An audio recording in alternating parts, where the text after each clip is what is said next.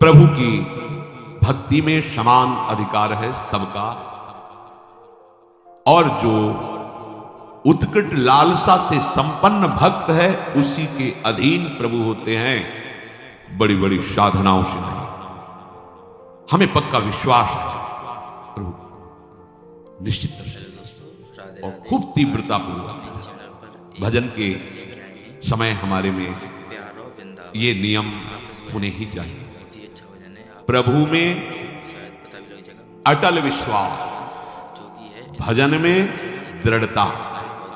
ये भगवत दर्शन कराने की बात है। कैसे भगवत दर्शन होंगे? प्रभु में अटल विश्वास।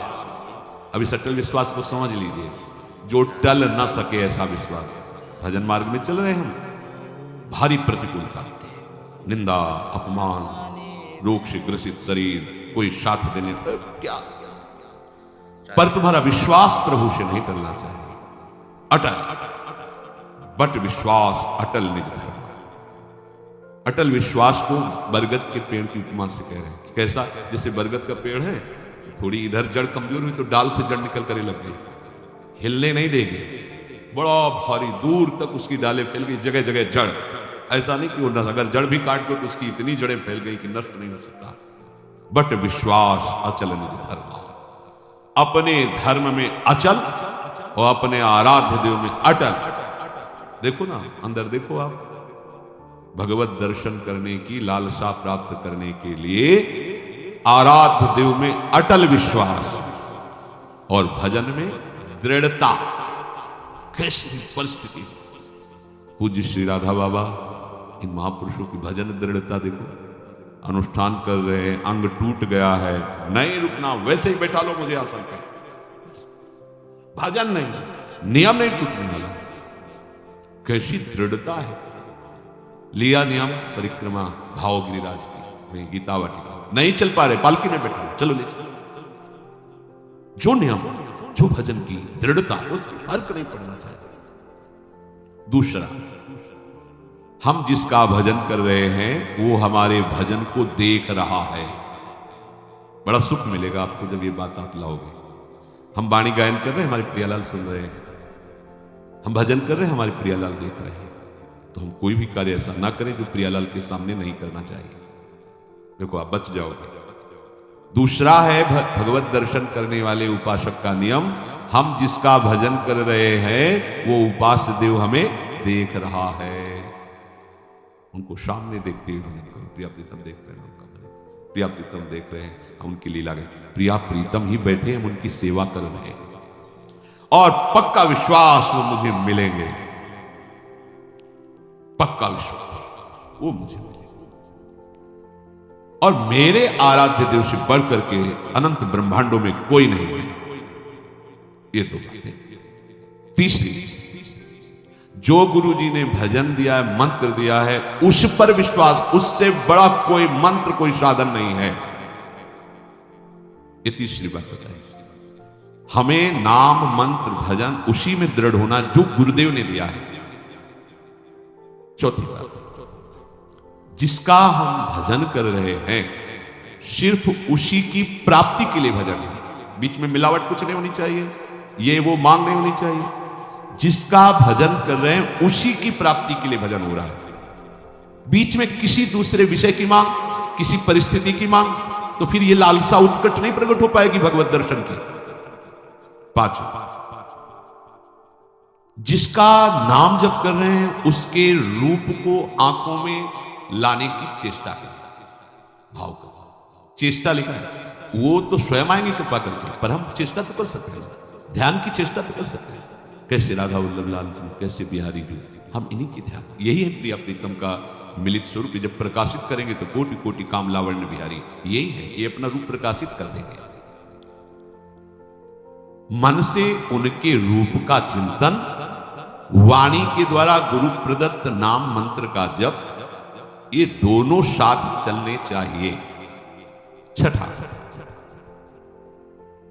प्रभु के भजन करते हुए किसी दूसरे उपासना के उपासक, किसी दूसरे मार्ग के भजनानंदी की अवज्ञा, निंदा, हे भाव, तिरस्कार भाव ये बिल्कुल नहीं होना चाहिए कि हम तो सर्वोपरि निकुंज उपासक हैं, ये तो क्या गए, आपके अंदर उत्कट लालसा नहीं जगेगी। ये बहुत सूक्ष्म बात है। किसी भी उपासक, किसी भी संप्रदाय की, किसी भी उपासना की निंदा नहीं, अवज्ञा नहीं, तिरस्कार नहीं। हम जो प्रभु का नाम ले रहे हैं, उन्हीं के सब नाम है, उन्हीं की सब उपासना, सबको प्रणाम। हमको अपनी उपासना सर्वोपरि मान करके करना है, पर दूसरे का अपमान, दूसरे की निंदा, दूसरे का तिरस्कार, दूसरे को लघु समझना, ये नहीं। अपने इष्ट में आसक्त होना, दूसरे का विरोध ना करना, इससे आपके हृदय में उत्कट लालसा का जागरण हो जाएगा।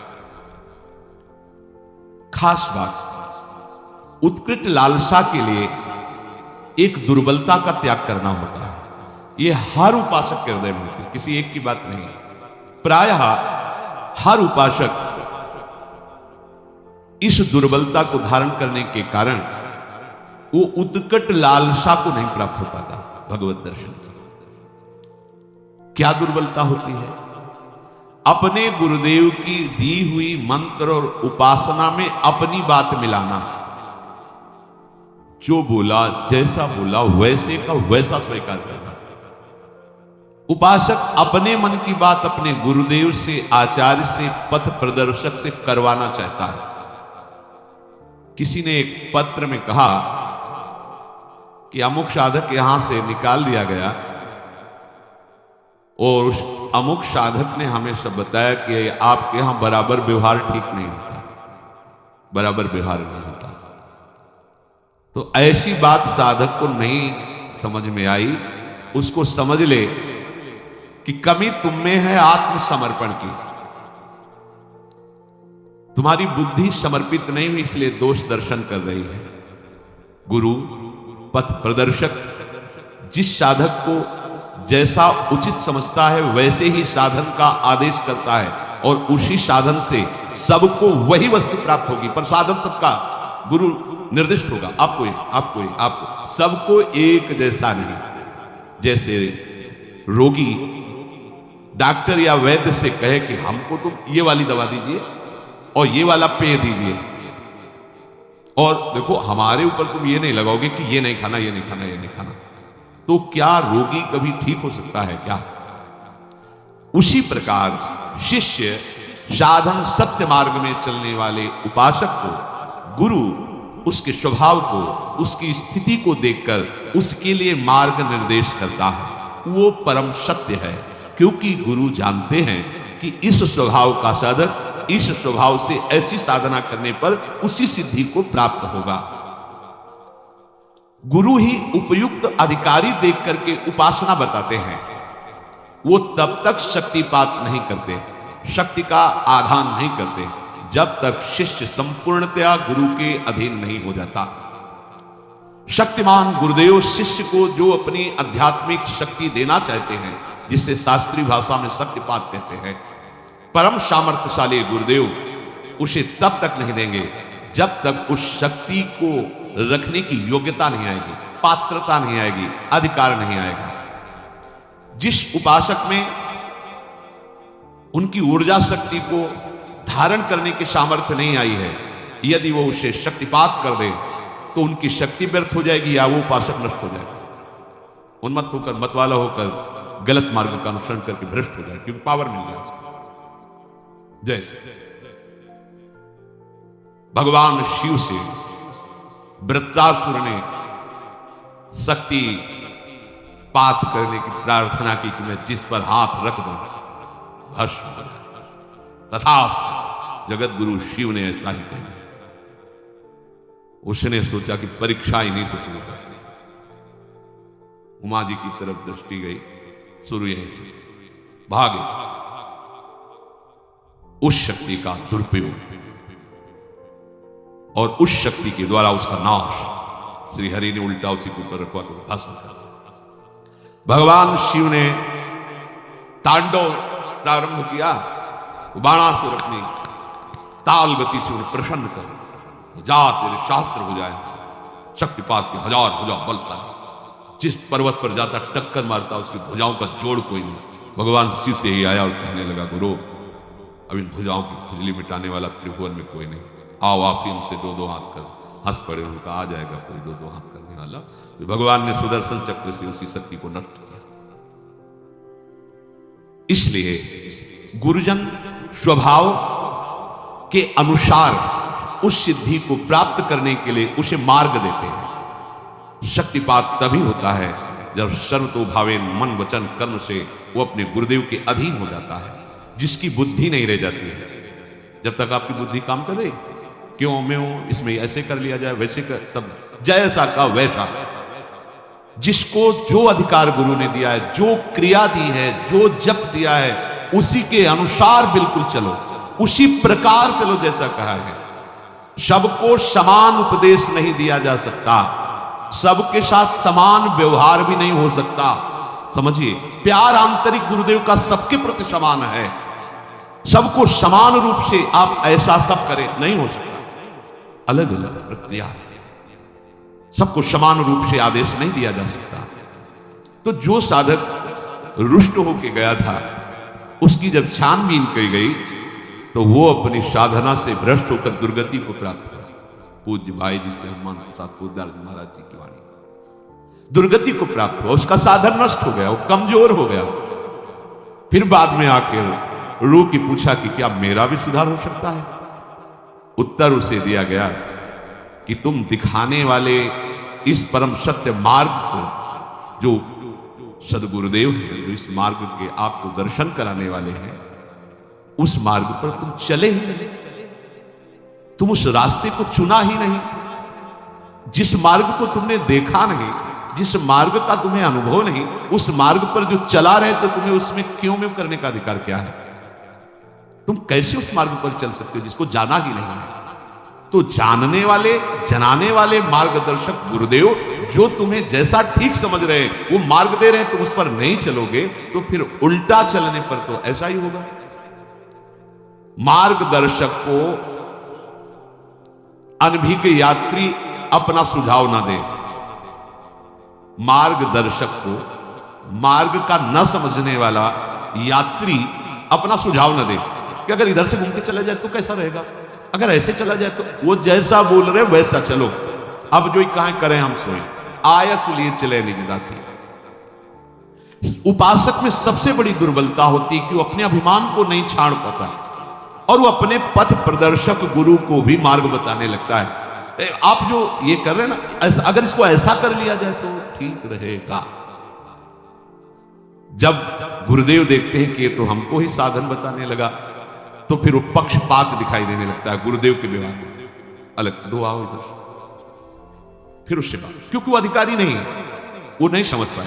तो जो समझ रहे हैं उनको अलग बुला, तो उसको लगता है हमें तो छोड़ दिया जाए, हमारे को नहीं, तुम उस बात को नहीं समझ पाओगे क्योंकि तुम्हारे अंदर क्यों म्यों करने वाली बुद्धि है। वो सोचता है कि अमुक के साथ इतना प्रेम गुरुदेव कर रहे हैं, हमारे साथ क्यों नहीं करते।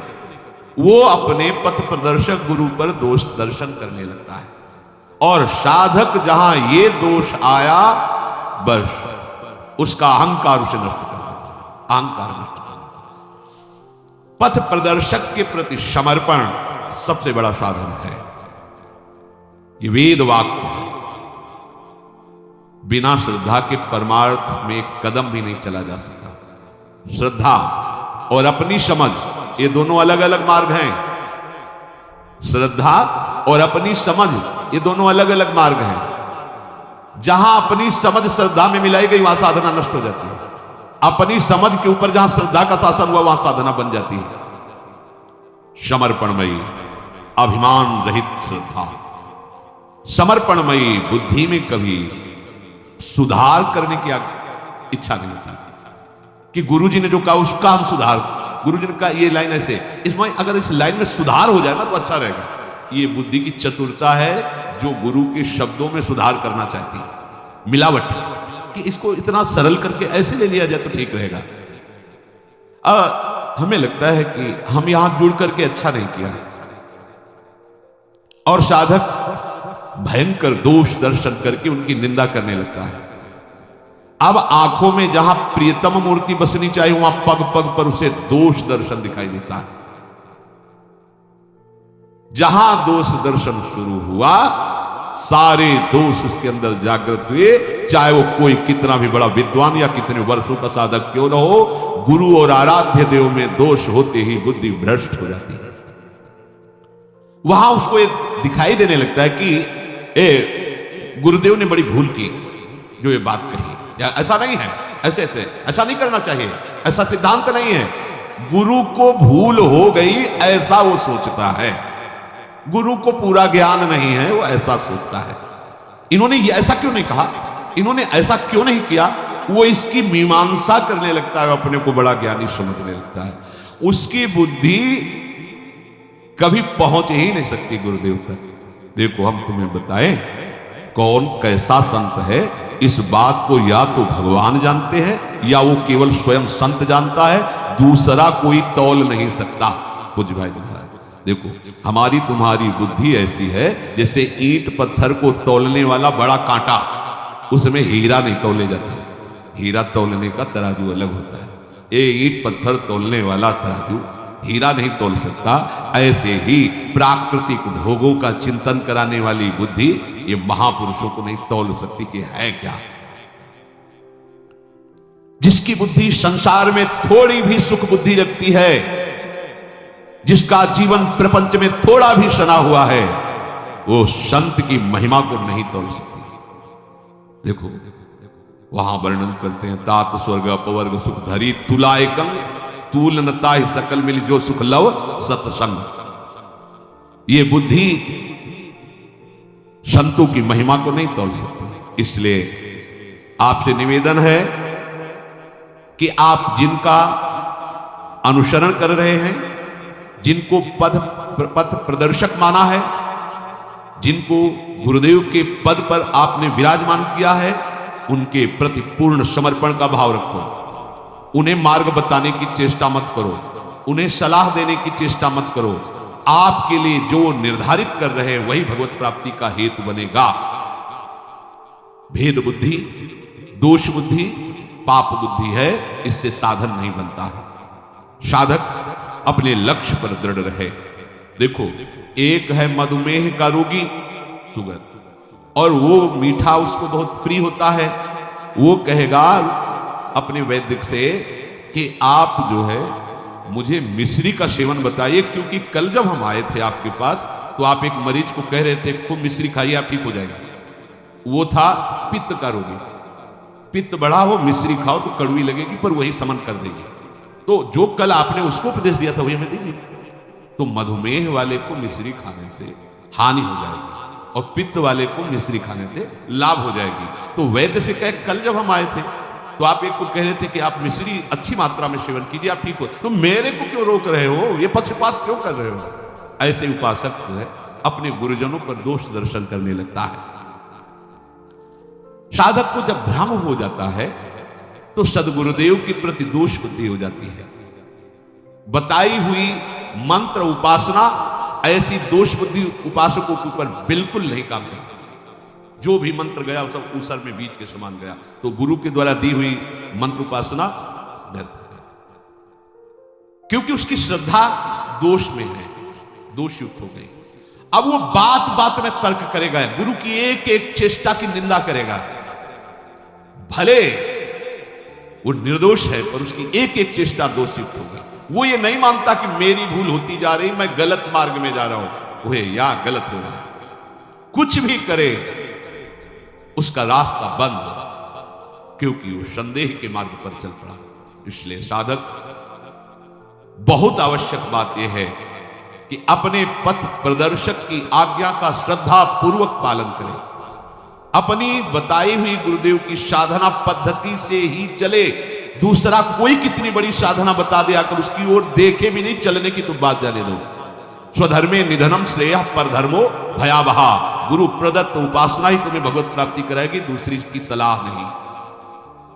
जिसके लिए सदगुरुदेव ने जो साधन निश्चित किया है वो साधन ही भगवत प्राप्ति का स्वरूप हो जाएगा। मान लो उसे, श्रद्धा पूर्वक संलग्न रहो। दूसरा साधक खूब अच्छा साधन करता है और आपको दिखाता है कि मैं बहुत आनंदित हूं, आओ हमारे साधन को स्वीकार कर लो, छोड़ो अपने गुरु की साधना। इस भावना को अंदर जाने भी मत देना, उसे अपने साधन में बहुत बड़ा विघ्न समझना। ऐसे साधक को, ऐसे मित्र उपासक को जो आपको अपनी गुरु उपासना, गुरु मंत्र, गुरु भावना से विलग कर रहा है। देखो ना, हम लोग तो बहुत आनंदित, छोड़ो और आओ इस साधन। बिल्कुल नहीं। अगर आपको अपने गुरु प्रदत्त साधना पर संदेह है तो भगवान की कोई भी प्रसन्नता की बात अर्थात भगवत मार्ग आप स्वीकार ही नहीं कर पाएंगे।